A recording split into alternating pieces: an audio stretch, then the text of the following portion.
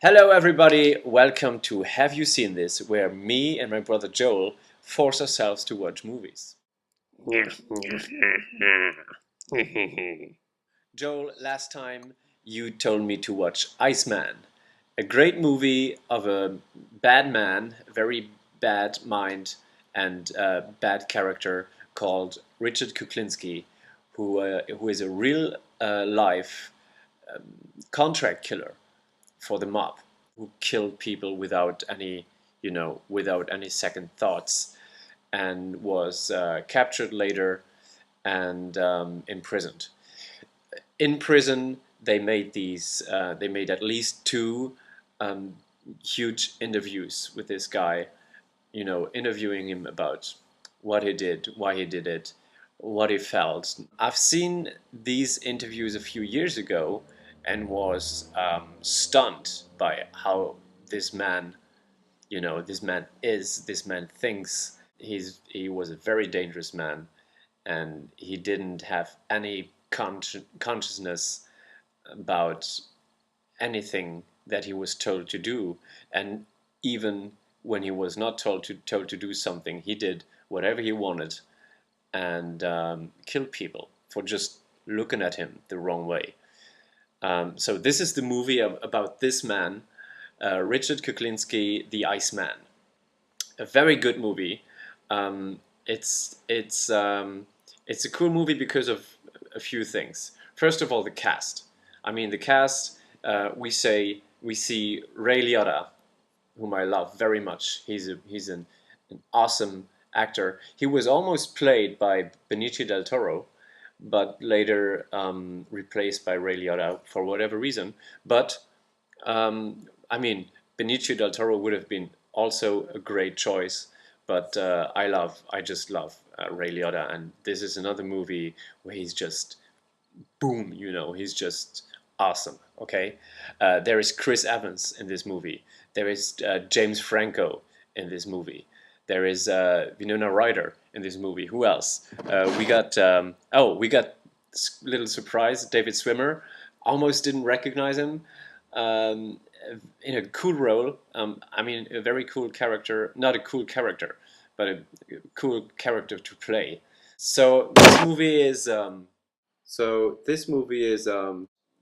When he started to kill people and how he got into contract killing. It's very intense, okay? Because this has really happened. I once read about the Fargo movie. Um, when the Fargo movie starts, they say there is a text saying um, everything in this movie, everything that you see has really happened. Only the names have been changed, and we know that this is not true. Nothing in this movie happened, at least not in one set. Some things might have happened in some crimes, but they never did. And the reason is people sometimes put this in movies because when you say this really happened, you can do anything. You can do whatever you want, and people will just swallow it because they know or think, okay, this is real life, just in a movie, and this is what happened. Okay, so this is scary because it really happened, and so many things, so many murders that you see in the movie are um, crimes and murders that Richard Kuklinski actually talks about in his interviews in a very detailed version. So he talks about those murders like uh, crushing a man in a car crash thing that you have, like putting them on benches when he killed them, like icing them, freezing them, all this stuff um, actually happened, and they put all this in the movie. So that was one thing that maybe I I didn't love because almost every murder I knew about almost every murder because I watched those interviews, and so there was no very big surprises, but still, it's kind of creepy to see what he was talking about. So that was a plus and a minus. But in terms of acting all this out, I mean, I got to take my hat off. Michael Shannon is the actor who plays Richard Kuklinski, and his makeup and especially his body language is so convincing. I mean, when you watch the interviews and then the movie, you just you almost don't see a difference between those two guys. I mean, he's aged a lot. You don't see a picture of Michael Shannon and Kuklinski even when Shannon is in his makeup. They don't look alike, but they never do in movies.